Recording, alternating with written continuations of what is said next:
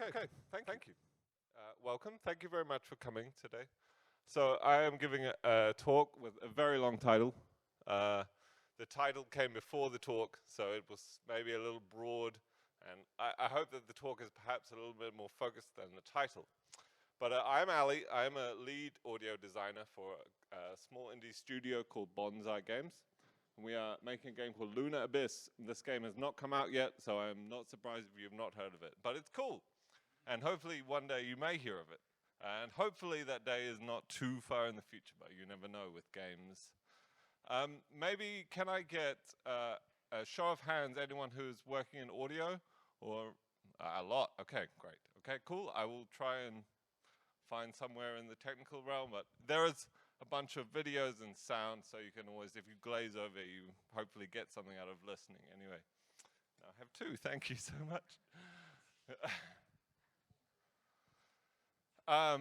So it is a pleasure to be here. Thank you for coming. It was nice for me. I live in Gloucestershire in England, in a small town, and I work from my house, so it's very nice to leave my house. So thank you for giving me the opportunity.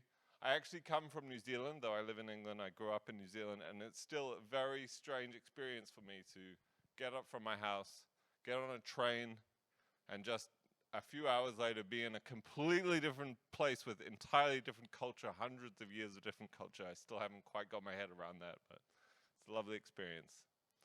I will also say I am replacing my colleague today. Sarah Sherlock is the other audio designer on our team, and unfortunately she has been dealing with a long-term health condition. She's doing okay, but she wasn't able to come today, so I am replacing her. This is a shame, one, because Sarah is a fantastic person, a fantastic sound designer. I would love for her to be here, but also because I think the organizers of this event, our studio, myself, we really want the games industry to do a better job of spotlighting underrepresented people, women in the industry, and it's great to see so many of those people speaking at this conference, and that was the plan, having Sarah here as well. So today you have me, hopefully next year you have Sarah. So let me begin. So yes, I gave the introduction, fantastic. So just to summarize what I will speak about, I will introduce you to the game, to the studio. The purpose of my talk is to kind of speak about developing for scale. Games can get quite big, and so really focus is the key. And the main kind of point that I want to make is to work on what's in front of you, work on what is there. And I will give some examples from our level ambience audio system and our combat sound system at the same time. And I will start my timer, and I will subtract some minutes. Sorry. Okay. So first, who am I? I'm Ali. I've been freelancing in the games industry for a little while now. I've done a number of games, mostly in the indie scale, so from kind of 5 people up to maybe 100 people. I have done a little bit of AAA as well, but I joined Bonsai, the studio, as a permanent staff member for the first time in 2021. And as I mentioned, I work with a fantastic colleague, Sarah, and we are the audio team there. I was honored to be named as a Breakthrough Brit for games in 2020 by Bafta. And I'm very interested in the future possibilities of my role, which I've always seen as quite strange, working in fictional spaces and digital spaces. But I really see some opportunities in the future for that work to come out of the fictional and digital space and into the real world. Some of the areas that I see for that are health and medicine and well-being, and also robotics. This is a complete aside, but maybe we can talk about it later. I've also worked on some games. The one I will point out from this list is called Straight Lights. This is made by a French team, just came out recently. It was a team based in Strasbourg. Actually, due to my own health issues, I only worked on the first half of that game, and it was finished by another team. But check that game out, it's very cool. So who is Bonsai Collective? They are the studio who make the game that I'm about to show you at some point. and they are a small indie team. I think we're about 16 people now, based all remotely around the UK and other parts of Europe. It was founded by these three awesome folks. They are really great, and I'm very proud to be working with them, and we can't wait to show people our game in the near future. So, finally, what is the game? I think the best way is I will show you the trailer. Welcome to the Abyss. Due to your unfortunate circumstances, you have been incarcerated here on the Bastard Moon. I recommend making yourself comfortable, as you're going to be here for a very long time. I need you to take control of my remote wardens and scout the depths of the Abyss. An inhospitable place far below the surface of this alien moon.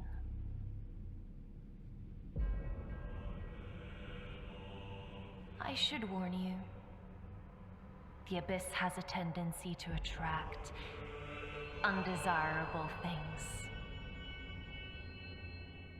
My best advice? Try not to die.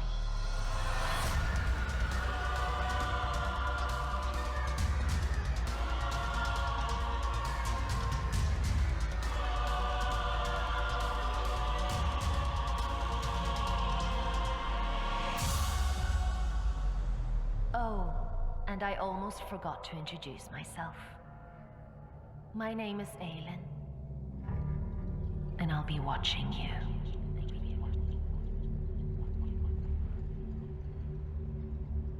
So this is Lunar Abyss. It is a first-person bullet hell game, very narrative-driven, set in a mysterious red moon in a sort of alternate future.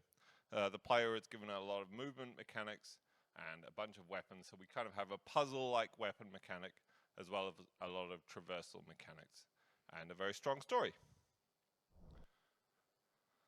So now the introduction is past, we will move on. So I will talk about, I guess what I'm aiming to talk about is some specific things about Lunar Abyss and how I've worked within the scale of that game, and maybe mix in a little bit of my past experience from other games too. So I think the main holistic point that I would like to impart about working with indie teams is to involve yourself, embed yourself with the team, get stuck in. I have worked in jobs where the audio is put on, is bolted on top. The audio person is sometimes kept at arm's length. And I think that in the most part this will be negative for me, for the audio person, but also for the game. So I really strongly suggest that you get involved with the team. You are a developer, you are on the development team. So the specific benefits that you have from this is some time to do R&D and find the project's voice. So for Lunar Abyss, for example, I really favored an effect, a specific saturation effect called FabFilter Satin, and I was able to kind of define a palette with that tool early on before it mattered. And then that means that once you get into production and things need to speed up a little bit, you kind of have this filter that you can put on things and go, wow, this fits in our world, this fits in our world. And it was sort of not aimless time, but not focused time at the beginning that enabled me to have some of those tools that when you speed up later, you have more in your toolkit. The next thing that being in early enables you to do is choose your middleware. So many of you may be aware that there are a bunch of tools for working with the game engines to provide tools for sound on top of those. So we've used a tool called Fmod for our game. I'm a big fan of Fmod. I really like it for, especially for musical implementation. I find that it, if I have a creative idea, I tend to be able to find a way to do it. There are other tools where it's more that you want to work to their framework, but for Fmod I find that it's lets my creativity come out in a fairly unrestrained way. I've also used Wise, I've used Fabric, I've used Unity and Unreal's native tools. I will just quickly say that I also think there is a very nice place in the future where the engine tools, so in the Unreal Engine, I'm not sure if you're aware, but a lot of work is done in a thing called blueprints. And working with Fmod, though Fmod gives fantastic tools, when you work in a blueprint, you have your designer, you have your artist, VFX, they're all putting in their thing in the blueprint. And then when you get to the audio, it just says play event, and it goes to Fmod. And Fmod is on my computer, and I know that it's doing 5 really interesting things that affect gameplay and affect experience, but it's a black box to the team. So I'm really looking at a future, and I know the engines are as well, where that stuff doesn't go off to somewhere else. It is, the audio is just part of this chain of things that is happening for every event in the game. I really think that brings us to a place where we get more collaborative. There is quite a thing where the audio person is a wizard, where they are sort of doing some magic. There is, oh, sound happens, wow. And it's on one level it's flattering, most of the time it's just annoying, because when the designer wants to tweak the mechanic, then unless you find out, the mechanic's tweaked and the sound hasn't, because they couldn't see. They didn't know that you were dealing with these parameters. If it was all in one blueprint, they would easily just, they're clever people, they would just make it work. So it tends to make things a bit disjointed. I also work remotely a lot, and a lot of you will too. And I think that being part of the team early and considering yourself part of the team helps you build relationships. I just don't think you can replace some of the conversations that happen at the water cooler when we're working remotely, or at least it's hard to. So I think having effort to just be involved in non-specific tasks will really increase the quality of the project for everyone. Just when you have those incidental conversations, you bounce ideas off each other, you solve problems together. The last point on the slide is very boring, but I would also recommend being in the JIRA. So I don't know if all of you will know it, but I've done both. I've been in projects where the development team was very task-driven and agile, and then I had a producer who would tell me what I needed to do, and I wasn't in that pipeline.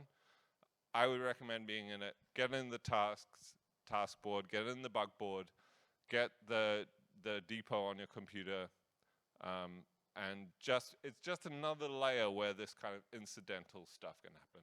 Sorry that it is very boring, but I really, really think that it will improve your game and the output. So, some audio. I showed you the trailer first, but I thought also, as this is an audio talk, I would find a way to convey some of the context of the game. I'm going to show some specific design decisions that I made, and I think it's most instructive to also show the context that they come in. So I was trying to think about how to best show the game, especially because it's pre-release. I don't really have free reign to just show you all the best bits. I tend to get in trouble if you do things like that. So we're going to do something which probably the player will not do. As I'm going to explain coming up in this talk, we have a very fast-paced game. The player is driven forward. There's a lot of action. A lot of the mechanics have you covering space. However, the thing about video games is players are free, those players. And so they could choose to just stand in the corner. And so we're going to stand in the corner of the abyss just for 1 minute, and we can just have a listen and have a look, and maybe it will give you a feel of the space. But again, this is not sort of the intended thing, but you've got to just think this might be something that happens, so you've got to make it cool too.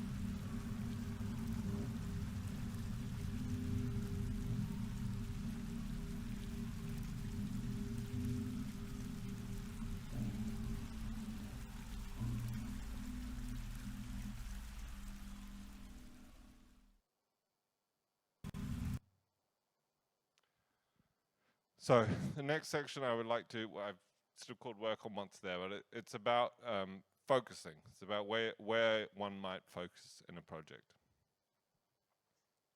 So given that you've embedded with the team nice and early, you're well stuck in, what do you do? So to be specific with my situation with Lunar Abyss, when I was brought on for the project, we had a vertical slice only. So I was nice and early.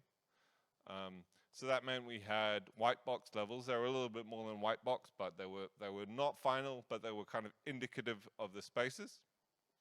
We had some rules for our traversal mechanics. So we knew that the player was going to have a bunch of mechanics to enable them to get around the spaces. There would be big levels, they would be moving through them fast, and so there would need to be a lot of ability to change environments.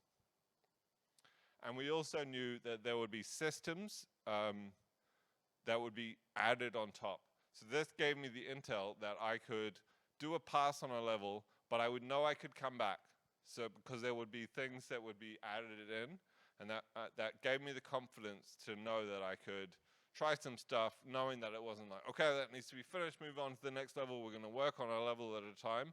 It was really make the spaces, and then we would be adding on content. So that really gave me the confidence that I would be able to come back.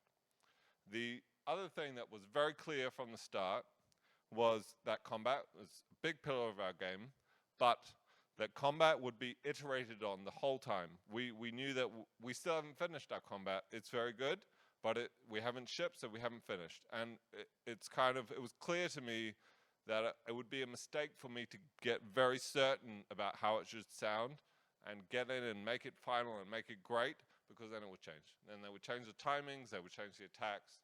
So I was aware that there were certain things that were clearly there and I could work on them, and there were certain things that were clearly there, but I probably shouldn't be working on them right away. So we're going to talk about the traversal very quickly. So this is just a short example to show you what traversal is kind of like in our game, as I've been explaining.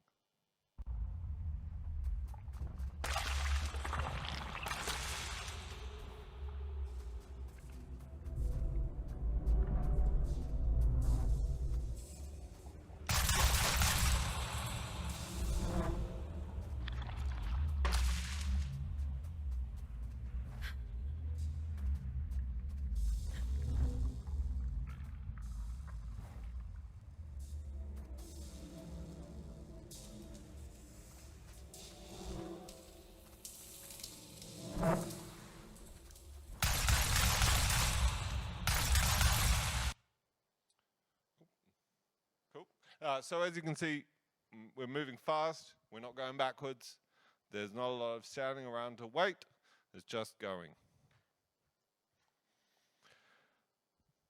So now that we had those constraints, I was able to make some assumptions about what things would be needed to make the game sound alive.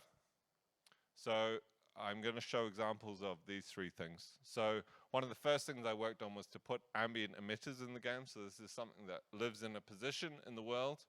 And something that I did was to make small ones, medium ones, and large ones. This means that if you're moving through a really big space, you can have a large one so that you're passing through. You don't need a ton of little ones. Whereas if it gets a bit more constrained, you're slowing down for a laser, we can put a few more small detailed emitters in the area. I also wanted a system for controlling my reverb and my room tones. And I wanted it to be dynamic. I knew that there was going to be a lot of variety with the space and changing space. And then also, as you saw, the player movement was a big deal, and there are going to be mechanics that would add a lot of traversal, have the player covering a lot of distance. So another example, here we are back in our chill out area from before, but I'm going to show how the ambient emitters work in the world. So we have a mixture of ones that I've placed and then gameplay actors, which have their own emitters. And so as those are spaced out, they also add life to the world.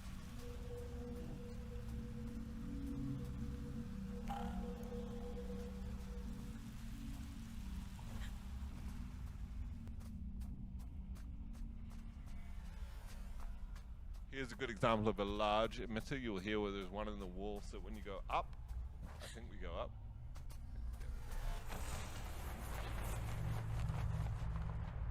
Gives a nice thing to pan through the stereo field.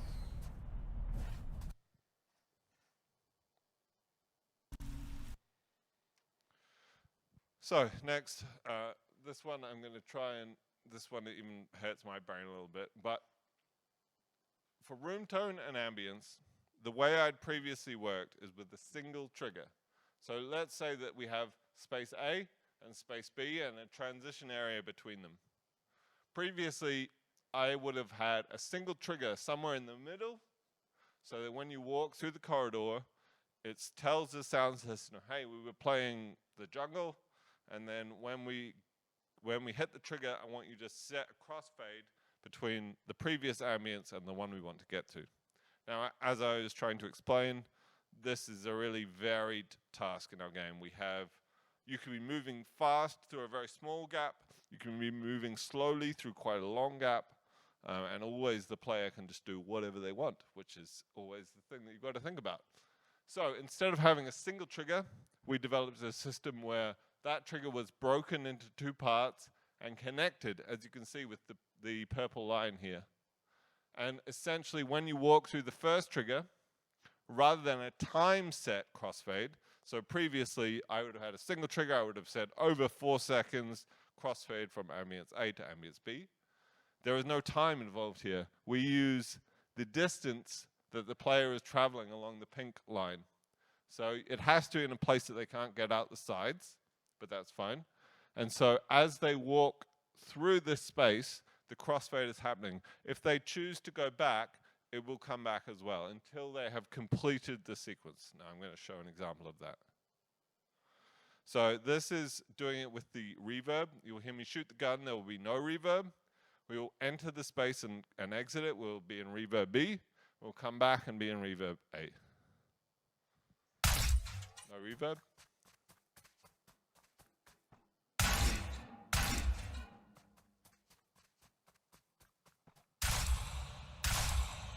So now we have nice tidy transitions between our spaces, and I will show it as well in ambience where it is probably a little easier to hear.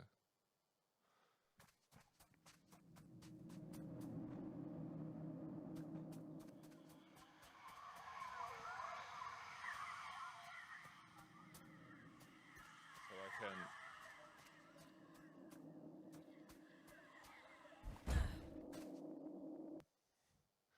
and I will give you an example from the game of why this is actually useful.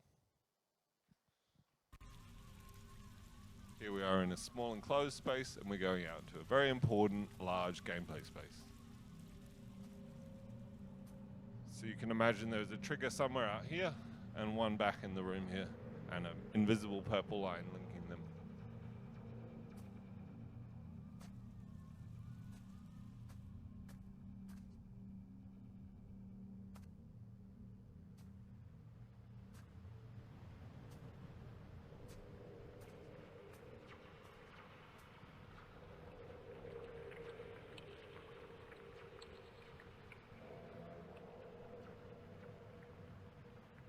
The real benefit of the system being that if the player is sprinting through, it's clean. If they creep through like I was doing there, it's still clean. Whereas if you were just using a time-based one, say you want to, oh, I better do this very fast, 1 second. If they stop right at your trigger, boom, you're in the new ambience, but you haven't entered the new space. As I said, we also added traversal mechanics to the game. So here are some examples of some of the things that got added in.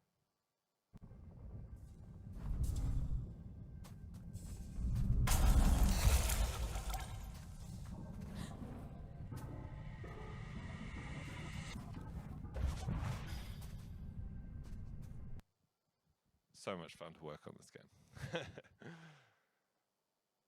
So new systems give new sweeps. So we had these lasers added in. They were added in maybe halfway through the project, and quite a lot of work went into the audio for them.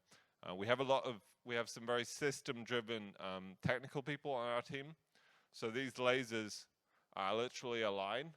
So some of them are very small in a corridor, some of them are massive, some of them spin around. And as far as poor me is concerned, those are the exact same game objects. And so the audio must be fine for this, but also fine for moving ones, spinning ones, etc.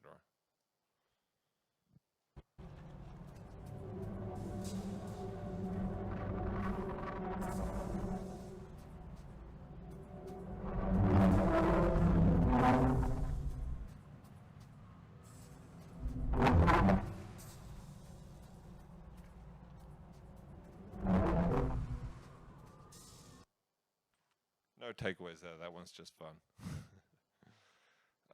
One more.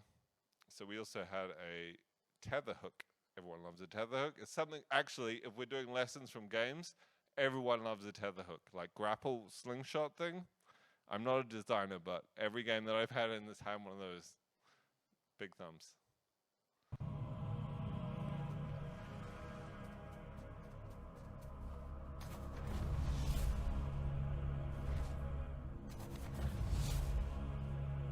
The thing that took me quite a while to figure out with making the sound work is actually it emits from the thing with the E icon over it. So as you pull towards it, the sound gets louder because it actually lives on that object in space. That one was not obvious. It took me a minute to get my head around. So this is just a summary. I have just shown you some examples of all of these systems. They were the things that I chose to focus on with Luna when I started, because I knew that they were going to be fairly consistent throughout the game. They weren't going to be constantly iterated on. And I knew that we would be given further time as more mechanics were added to come back and do more passes. This focus area will be different every time. So I try to, now I'm talking about other games. So it's not a very fixed thing what that focus could or should be at the start of the game. So I try to use the perspective of the player. So think about what the player is experiencing and what they're going to hear most. In some games, that's the footsteps, because they play literally any time they push the controller. So you really just want to try and get your time and energy into the things that affect the player. After all, that is what we're doing. Just to maybe reinforce this point, I will show you some examples from a couple of other games of where I put my initial focus. So this game, Surgeon Simulator 2, was a physics game about badly manipulating a hand. And the thing that was, yeah, it's a great game. The thing that was decided to bear out the most benefit was to do a really good physics impact system.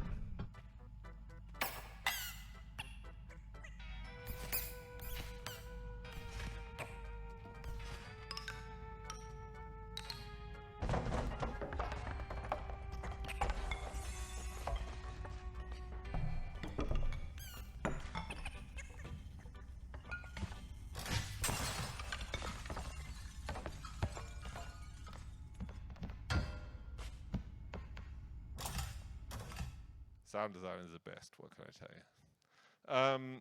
In another game, I Am Fish, it was assessed that the best place to start was with the sound of this fishbowl rolling. This was a great problem. It's actually really hard to get the sound of a fishbowl rolling. Other things that I had tried, like pitch ramps, which is normally the kind of the obvious approach, basically made it sound like an engine. And that's not what's happening here. In the end, we kind of defined what sonically makes a roll, which is sort of a sine wave in a certain frequency area.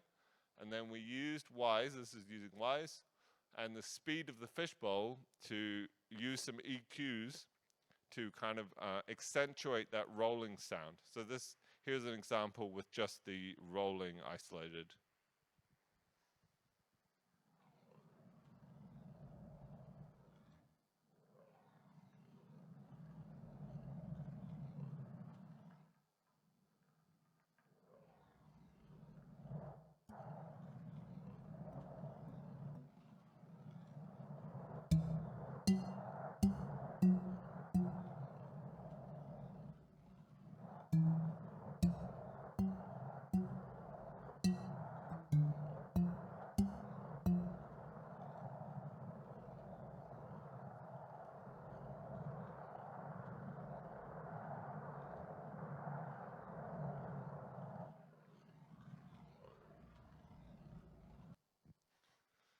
Another very fun one.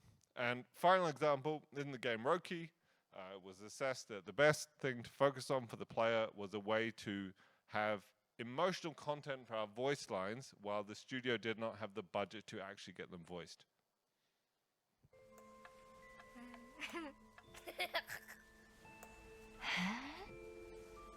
Mama?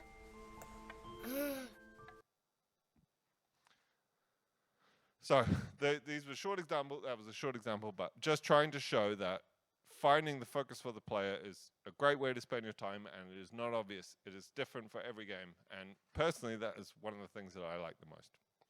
So back to Lunar Abyss. What comes next? So we're looking at the pillars of gameplay. We have great design documentation. I'm really thankful to the designers for that. We have 3 very strong pillars in the game: story, combat, and traversal. I feel like we're supporting story, certainly traversal. We're supporting story by making the world feel alive. There is much other work that has gone into story, such as voice processing and other things that we're not time to bring in today. But the pillar, as I mentioned at the start, that we really hadn't touched yet was combat. So, combat. Here's one of our weapons from the game. This is the Shieldbreaker. It's the second weapon you unlock. There are 4 weapons. We kind of have a bit of a puzzle, switch weapon, combat aesthetic. So this is showing some of the concept art. We have just an amazing art team. And when you get these kind of things before you need to make sounds, it just changes the game. I mean, it screams so many audio ideas, this kind of thing. It really is obvious. Well, not obvious, but it really gets the ball rolling about what one would make this weapon sound like. So this is actually an example of Sarah's amazing work. She was the lead on all the weapon work.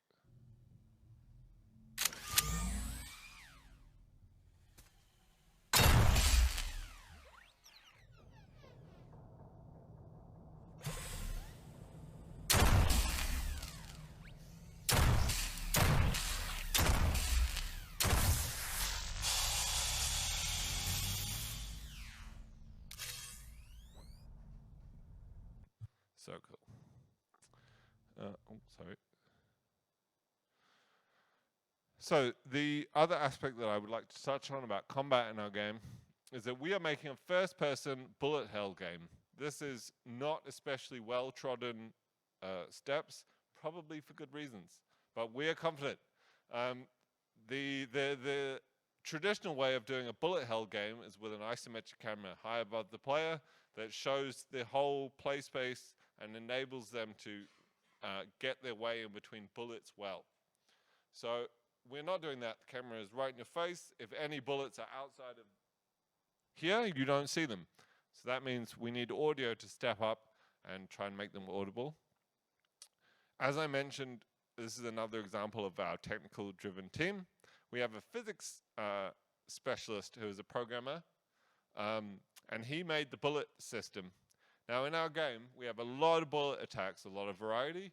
We have 2 types of bullets, red ones and white ones. As far as the system is concerned, at the level that it triggers audio, there is red and white. Now, from there, they can have spin, curve, speed, rebound, ricochet, like so many variables. And again, the audio must be flexible enough to handle that. So I'm going to briefly talk about that, and I will show you an example of some of the depth of the bullet system. You'll notice this video is silent. This was the programmer showing the bullet patterns. I'm going to show that one more time when he made them. Imagine how badly the audio performed when he made this, because it wasn't built for this. So he was like, I think I'll just turn the sound off on my recording. Luckily, we have come some way from this time. But yeah, how beautiful. It's so beautiful. But it's really system-driven. And also, we were very clear we would be working on these bullet attacks. This would be the thing that we work on until the day we ship. Because we're making a bullet hell. They need to be great. So, I will also show that we have a simple enemy. And that enemy just fires one bullet at you. So from the same bullet, mind you. So there's no way of me getting a different call from the engine. There probably would be, but I like a challenge. So the bullet must be able to be one coming at you, and that must sound cool and scary and, dodge around you. And it could also be, as I showed in the previous slide, like literally 100 that spin around and do all sorts of crazy stuff. So the first thing, I went back into the archives for quite a while, and probably when he made that video, this was our bullet sound.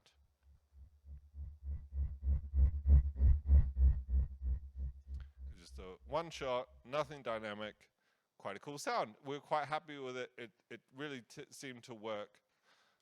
One of the reasons that we really liked it is because you could pitch vary it quite well. So if it was a faster attack, you could just pitch it up. Oh no, sorry, wrong buttons. Too many buttons.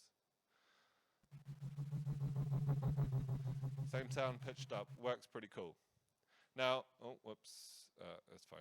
So the issue with it being just a one-shot sound like that has a ramp up, a middle part, and then a tail. If you're standing in the exact right place and he throws the bullet and it comes past you, it's amazing. If you run away from it, the peak of the sound is somewhere over here, and then by the time it gets to you, it's quiet already. Or if you are dodging to the left, or there's a lot of bullets, or they're coming from really far away. There were many, many ways that was fine in the right circumstance and did not work otherwise. So instead of having a one-shot sound, we had many layers that were dynamically driven. I'm going to try and show it a little bit in the middleware. One of the differences between Wise and Fmod is it's a little bit less conducive to showing all the things that are happening live. But yeah, let me start and see how we get on. So this is the dynamic.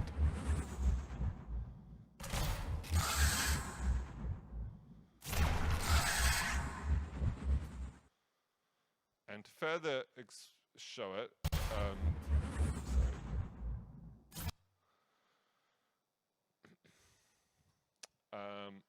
I'm going to show, what I'm going to do is stop the bullet in midair and walk towards it and away from it, which is essentially the same as if it's coming towards you, but it's much easier to demonstrate this way. And it kind of proves my point about how our bullet system is pretty crazy.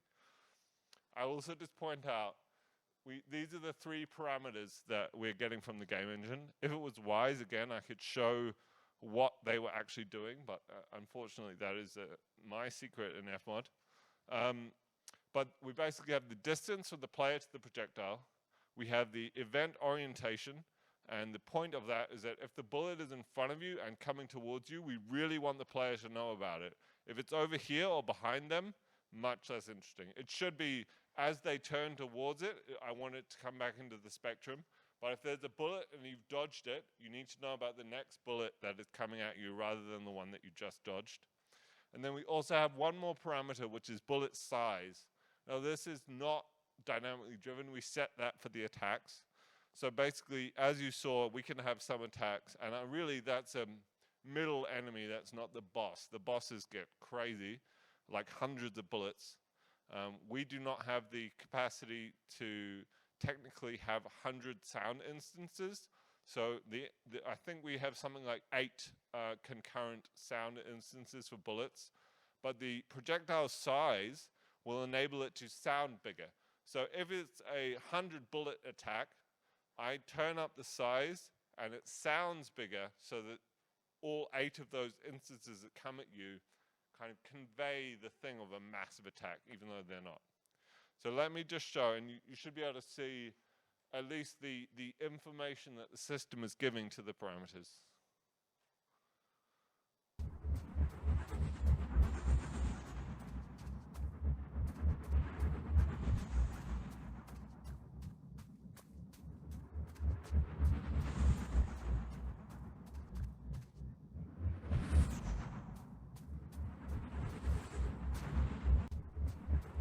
Sorry, too many buttons.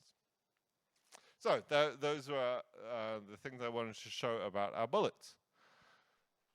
So to review, get in with the team early. Don't be, we call it over the wall. Don't be the audio person who's just throwing assets to the people at the end over the wall. Get into the team. You're a developer too. Work on the early core mechanics that are there. And if you're lucky, be able to go back in sweeps. Move with the team on mechanics that evolve. So if you're not happy with the feature, probably other people aren't too.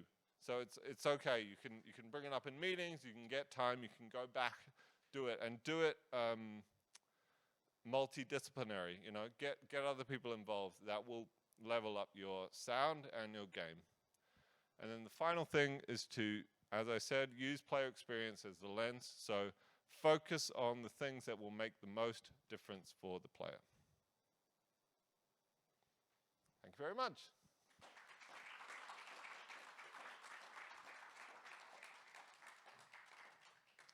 I think we have time for any questions, if anyone has any.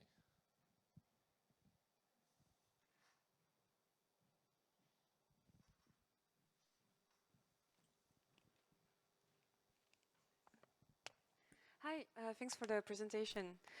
So when you showed us your portfolio, I could see that you have a lot of projects in the past that are very second degree, that are very fun. So I wanted to know what was the difference in your approach, because Luna Abyss seems to be a very serious game, very first degree. So I wanted to know, how different your approach was to the sound design. That's a very good question. Thank you for asking. So we sort of said as a development team, well, the directors had said, we want to make a video game-ass game. Like a game, like there's a lot of indie games that are made to be fun with the concept. They were like, we want to make a game that's really, a game we would want to play. They play a lot of Destiny, they play a lot of things like that. So I really take a point. It's a video game. I don't know that it drastically changes my approach, because the player is at the heart of it. And so for the other ones, you're right, there's a lot more, like, fun needs to be at the heart, and that's not what's happening in this game. But it's, you know, it just moves your focus over to something else. And I guess, like, horror is such, I mean, it's not exactly horror what we're doing, but having that edge is like, it's so great for a sound designer. Because normally you're like, oh, this is really like, in the surgery game, it was really hard to find how to make surgery. There is surgery in that game. And like, yeah, you can make that so gross, and nobody wants that. Like, you know, you have to think that players might be in this game for hours. They don't want, all the blood and guts everywhere. So in a way, it's freeing that you can, I'm always really aware of high-pitched sounds and like making it too oppressive, too aggressive. But it's probably a little bit freeing, actually, that I can kind of take some of the edge, like not worry about some of the edges a little bit. Thank you.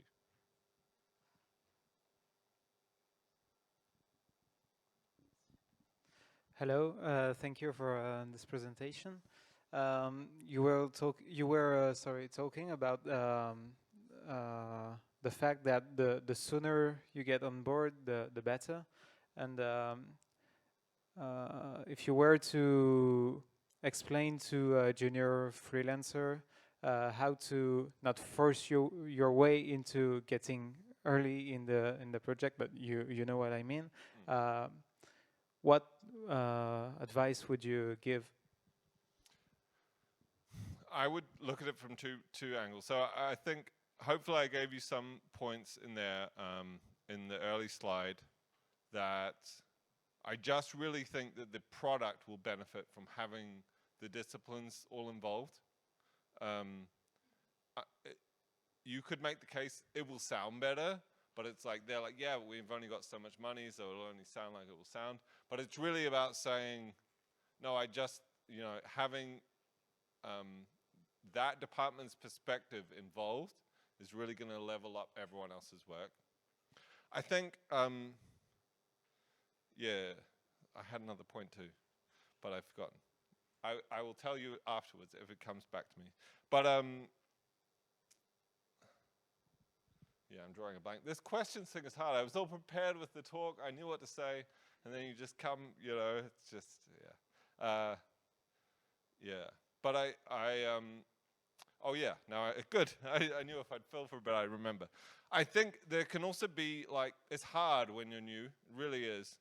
But a little bit of a red flag for me, if I'm talking to a development team and their general atmosphere is the sound's not that important, it's quite easy, it's quite straightforward, like, don't worry, we'll just do our game, and then you come on and make it sound cool. And you can't always be choosy at the start, and that might be better than nothing, for sure. But if you were, choosing between teams and someone's saying that and someone's saying, be on our team, we're going to make a great game together, that's what I'm looking for. So maybe like developing a sense to spot studios that are more aware of sound and budget as well, and studios that are like, yeah, we need audio, and but you're doing it at the end. Exactly, and it's harder than most people think. It's harder than I think, and I've been doing it a lot. It's always a challenge, the sound, and so there is. You can think it will be cheap and quick, and it will be simple, and it just probably won't be. And so having you there to advise, you, the sound person, there to advise and to help them navigate that is always going to be better. Even if you say, look, I'll come on early, and then I'll do 1 day a week. You don't really need to pay me. I'm not going to be busy, but just I'll come to the meetings, and my work will come at the end. But my presence should be here for the whole time. Like, maybe trying to find some way to pitch Thanks. that. No, you're welcome.